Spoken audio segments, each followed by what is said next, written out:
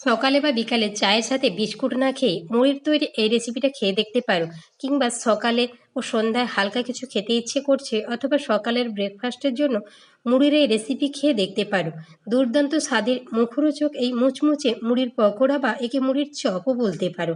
এগুলো খেতে যেমন টেস্টি হয়, আর এটাকে বানাতে মাত্র 5 থেকে 7 মিনিট মতো সময় লাগে। খুব সহজেই কিন্তু বানানো যায়, আর হাতের কাছে থাকা অল্প কিছু উপকরণ দিয়ে কিন্তু এই রেসিপিটা বানানো যায়।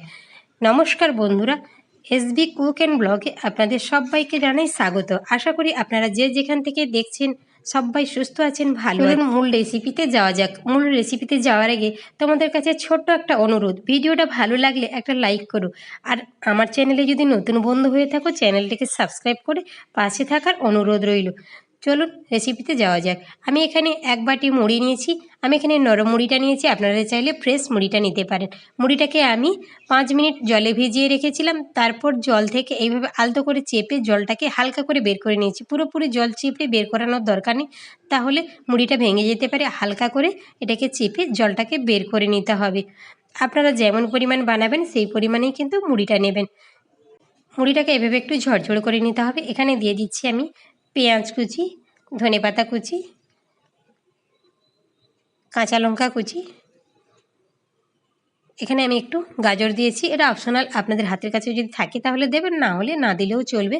এখানে আমি মিডিয়াম সাইজের 2টো আলুকে একদম পাতলা পাতলা করে কেটে নিয়েছি। চাইলে আপনারা এখানে আলু আর গাজরটাকে গ্রেট করেও দিতে পারেন। পেঁয়াজের পরিমাণটা একটু বেশি দিতে হবে। দিয়ে দিলাম পরিমাণ মতো লবণ। মুড়িতে লবণ রয়েছে সেই বুঝে কিন্তু লবণটা ব্যবহার করবেন। দিয়ে দিলাম আমি এখানে ধনে গুঁড়ো, আর এখানে দিচ্ছি গোটা জিরে। জিরে কিন্তু আমাদের অনেকটাই হজমে সাহায্য করে। ভাজা জিরের গুঁড়োও দিয়ে দিলাম। ভাজা জিরের গুঁড়োটা আমি এখানে 1.5 চামচ মতো দিয়েছি। আর দিচ্ছি ম্যাগি মশলা। আপনারা চাইলে এখানে সবজি মশলা ব্যবহার করতে পারেন। সবজি মশলা ব্যবহার করলে ধনে আর জিরের গুঁড়োটা দিতে হবে না। আমি এখানে ম্যাগি মশলা দিয়েছি। আর দিচ্ছি এখানে আমি চালের গুঁড়ো। আমি চালের গুঁড়োটা একবারে দেবো না, অল্প অল্প দিয়ে এটাকে মাখবো।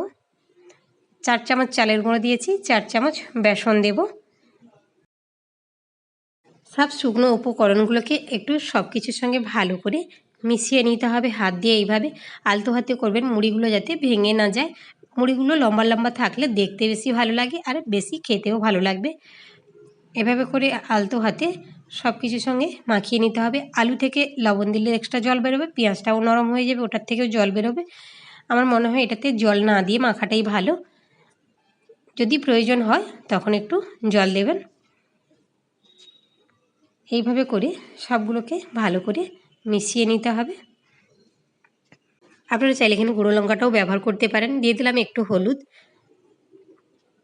ঝালটা আপনারা যেমন খাবেন সেই হিসাবে ঝালটা ব্যবহার করবেন। দেখুন আমি কিন্তু এখানে জল ব্যবহার করিনি। আলু থেকে যে জলটা বেরিয়েছিল, মুড়িতে অল্প জল ছিল, সেই জলে খুব সুন্দর মাখানো হয়ে গেছে। মাখানো হয়েছে বুঝবেন কীভাবে, এইভাবে একটু মন্ড করবেন। দেখবেন যদি মুড়িগুলো ভেঙে ভেঙে যাচ্ছে তখন কিন্তু তাহলে একটু জল দিয়ে এটাকে মেখে নিতে হবে। আমার কিন্তু একটুও ভাঙেনি, সুন্দর হয়ে গেছে, সেই জন্য এটাতে আমি আর জল দিয়ে মাখলাম না। এইভাবে করে সব কাটলেটগুলোকে বা চপের আকারে আমি গড়ে নিচ্ছি। আমি এইভাবে শেপ দিয়েছি, আপনারা যেমন খুশি শেপ দিয়ে বানিয়ে নিতে পারেন। দেখুন আবারও একটা বানিয়ে দেখাচ্ছি আমি। এইভাবে করে সাইড থেকে সুন্দর করে একটু চ্যাপটা করে নেবেন। দেখতেও যেমন সুন্দর, খেতেও সেরকম দারুণ লাগে। আমি সবগুলোকে বানিয়ে নিয়ে ফিরে এসেছি। আর এদিকে আমি কড়াইতে তেলটা বসিয়ে রেখেছিলাম। তেলটাও কিন্তু মিডিয়াম আছে গরম হয়ে গেছে। তেলটাকে একদম হাই হিটে গরম করবেন না, তাহলে দেওয়ার সঙ্গে সঙ্গে মুড়িগুলো পুড়ে যাবে, ভেতরটা কাঁচা থেকে যাবে, বাইরেরটা পুড়ে যাবে, ভেতরে কাঁচা থেকে যাবে, একদমই খেতে ভালো লাগবে না। তাই আঁচটাকে মিডিয়ামে রেখে এটাকে একটু সময় নিয়ে ভাজতে হবে। দেওয়ার সঙ্গে সঙ্গে নাড়ানাড়ি করবেন না, 1 থেকে 2 মিনিট অপেক্ষা করবেন। দেখবেন সুন্দর একটা নিচের দিকটা কালার এসে গেছে। তারপর খুন্তির সাহায্যে এইভাবে উল্টে দেবেন। কত সুন্দর লাগছে দেখতে, একদম পুরো চপের মতো। এটা খেতেও সত্যি খুবই ভালো লাগে। দেখুন এইভাবে লালচে লালচে কালার করে ভেজে নিতে হবে, একটু সময় নিয়ে ভাজতে হবে। যেমন মুচমুচে তেমনই টেস্টি হয় খেতে। আমার একটা ব্যাচ ভাজা হয়ে গেছে। একইভাবে আমি পরের ব্যাচগুলোকেও ভেজে নিয়ে ফিরে আসবো। একইভাবে পরেরগুলোকেও আমি ভেজে নিয়েছি। দেখুন দেখতে সত্যি খুব সুন্দর লাগছে। এক এক করে আমি সবগুলোকে ভেজে নেব। আওয়াজটা শুনেই নিশ্চয়ই বুঝতে পারছেন কতটা মুচমুচে হয়েছে।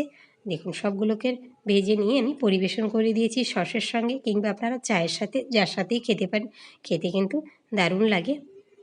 দেখুন কত সুন্দর, ভেতরটাও কত সুন্দর হয়ে গেছে।